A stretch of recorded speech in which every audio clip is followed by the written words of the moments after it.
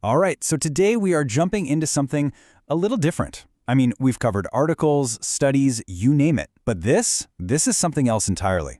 We're going to deconstruct a recorded dream. And not just any dream, one that had a complete two-part sci-fi movie plot baked right into it. Seriously, let's dive in. And yeah, that's a direct quote from the person who had this dream. It's not every day your subconscious decides to become a Hollywood screenwriter, right? So we're going to break down this entire incredible story. So, here's how we'll tackle this. First, we'll look at the basic premise of movie 1 and our hero's power. Then we'll get into the main conflict, what happens when the time police show up, and then the sequel, which gets even wilder with something called personality modes. And finally, we'll see how it all ties together. Okay, let's set the scene. Our main character is just a normal high school kid, living with his parents. It's summer break, but of course he's got this massive secret, a power he's just barely starting to figure out. So at the very beginning, his ability is pretty one note. He knows he can turn back the clock, but that's it. He has no clue just how deep this rabbit hole goes, or, the dangers that are lurking around the corner. Now, before we get into all the action, we really need to get a handle on the rules of time travel in this dream universe. Because this is not your standard time loop story. And trust me, the differences are super important. Okay, so you've probably seen Groundhog Day, right? Well, this is where things get really cool and, honestly, kind of different. In that movie, everything resets. The body, the mind, the whole shebang. But here, nope. Only time rewinds. Our hero keeps everything else. Think about it. He keeps his memories, what he's learned, even physical changes. So he could, work out like a madman for a week, hit rewind, and boom, he's back at the start of the day, but totally jacked. That's a game changer. So how does he control this? With a watch. It's basically his remote control for time. He just sets a time, hits the button, and bam, he's back. But pay close attention to that third step. Space is fixed. If he was in his bedroom at 2 p.m. when he set the watch, then rewinding to 2 p.m. always puts him back in his bedroom. And that little rule becomes a huge deal later on. So you have this incredible power. What do you do with it? Save the world? Win the lottery? Nah. His goal is way more relatable. He is just desperately trying to get through a single day of summer break perfectly. Just one perfect day. And this just lays out the whole frustrating cycle he's stuck in.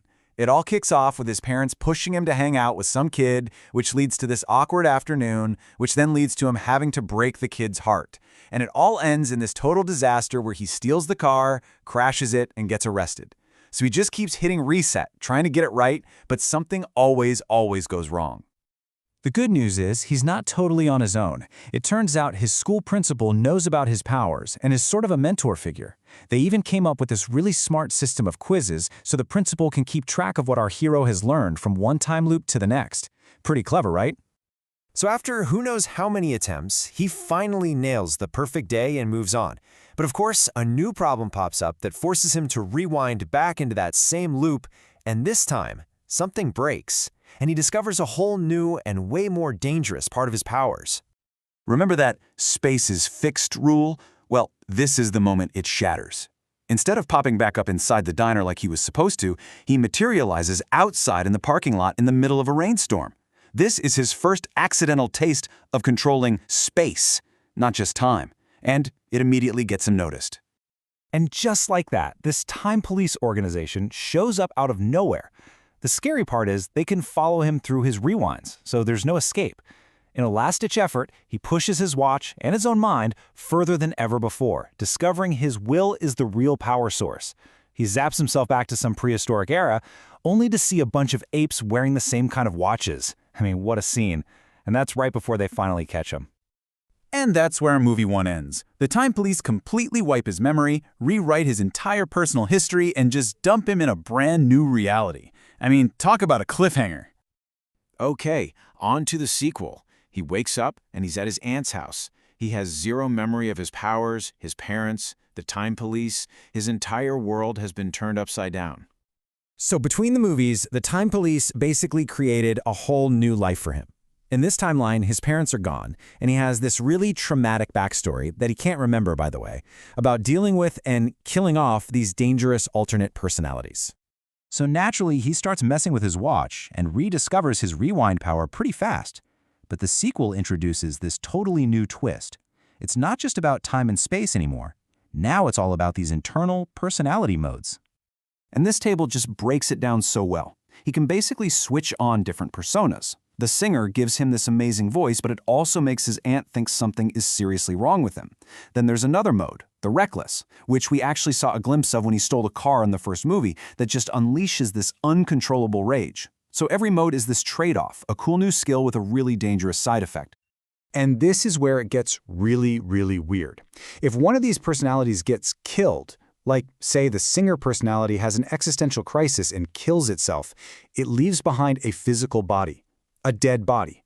The main character snaps back into control, but the stakes have just gotten incredibly high and bizarre. So how does all of this connect?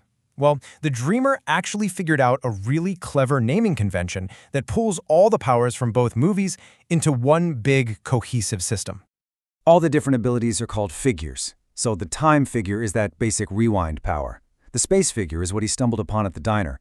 And the figures figure is this new power to control all the different personality modes. It's a whole mythology. And this just ties it all together beautifully. The Dreamer realized the first movie's title should be My Hidden Figure, singular, because it's all about him discovering that one core power. The sequel then becomes My Hidden Figures, plural, because now it's about him juggling all these multiple personalities. It's just a brilliant, elegant bit of storytelling that was literally dreamed up overnight. It really makes you wonder, doesn't it?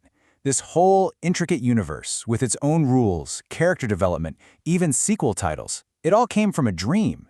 Which leaves us with a pretty cool question to chew on. What incredible stories are just waiting inside our own heads, hoping we remember them when we wake up?